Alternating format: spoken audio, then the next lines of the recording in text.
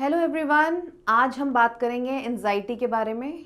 Anxiety एक ऐसी डर की फीलिंग है, एक ऐसी चिंता की फीलिंग है जो हमें किसी भी थ्रेटनिंग कंडीशंस में या हमें लगता है कि स्ट्रेसफुल कंडीशन है उसमें हमें ये फीलिंग्स आती हैं, लेकिन जैसे ही ये स्ट्रेसफुल कंडीशंस पास करती हैं we get back to normal. लेकिन कुछ लोगों के साथ ऐसा नहीं हो पाता। Without any stressful conditions also this they keep on fearing, they keep on anticipating कि फ्यूचर कैसा होगा, क्या होगा, लगता है कुछ होने वाला है। ऐसे सिम्टम्स उनको आने लगते हैं बिना वजह। उनको किसी भी चीज़ पे अगर उनको इतना ही बता दिया जाए कि कल हमने घूमने जाना है, उनको पसीना आने लगता है। They are unable to make up कि कैसे सब कुछ होगा, सब कुछ सही हो जाएगा, कुछ बुरा तो नहीं होगा। In spite of all the assurance you give to them, they keep worrying and they keep getting that fearful feeling. तो इसे कहते हैं general anxiety disorder. These people have different types of fears और छोटी छोटी बातों पे उनको चिंता करने की आदत होती है। एज ए रिजल्ट उनकी बॉडी में भी उसकी वजह से बहुत सारे प्रॉब्लम्स होते हैं। इंक्रीज मसल टेंशन, बैक में पेन रहना, स्टिफनेस बहुत रहना, या तो कभी बहुत ज़्यादा भूख लगना या बहुत कम भूख लगना। और इतनी चिंता करते करते उनको ये सबसे ज़्यादा कॉमनेस्ट बीमारी उनकी ये है कि रात को नींद ना आना, या जब वैसे वर्क प्लेस पे जाना सारा दिन लेज़ी रहना, जिससे कि उनकी परफॉर्मेंस इफ़ेक्ट होती है और ये एंजाइटी डिसऑर्डर डिप्रेशन में कन्वर्ट होने लगता है।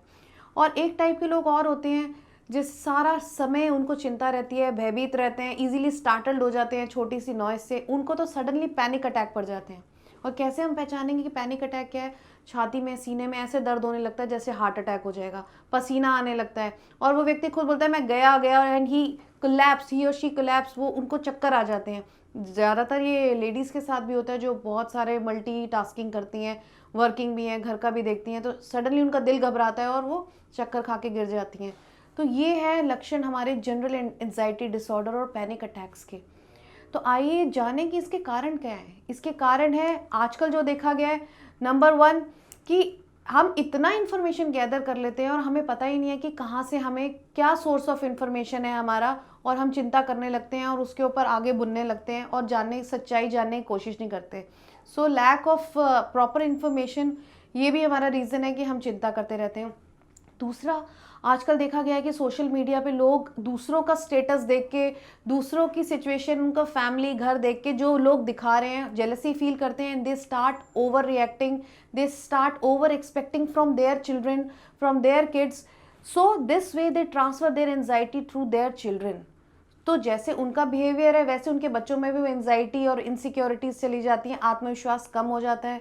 तो इसीलिए मैंने कहा कि ये जो बीमारी है एंजाइटी की, चिंता की, जंगल की आग की तरह फैल रही है हमारी सोसाइटी में, जिसे कंट्रोल करने की ज़रूरत है। तो इन और बहुत सारे ऐसे लोग हैं जिनको अल्कोहल लेने की वजह से, किसी भी सब्सटेंस अब्यूज़ की वजह से इस तरीके की एंजाइटी होती है। और एक और बात, यदि आपको ये एंजाइटीज़ होती है, स्लीपलेसनेस होती है, तो कभी भी कॉफ़ी का नींद उड़ाने के लिए सहारा मत लो और ड्रिंक करने का सहारा, अल्कोहल कंजम्पशन का सहारा सोने के लिए मत लो, because it will make your complaints verse.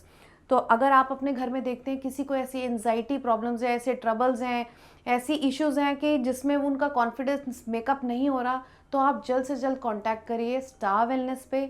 यहाँ हम आपको देते हैं बहुत ही well tailored, well plan treatment for your anxiety issues. And आप ट्राई करिए, definitely you will get back to your health and ease of your mind. So stay healthy and stay safe. Thank you.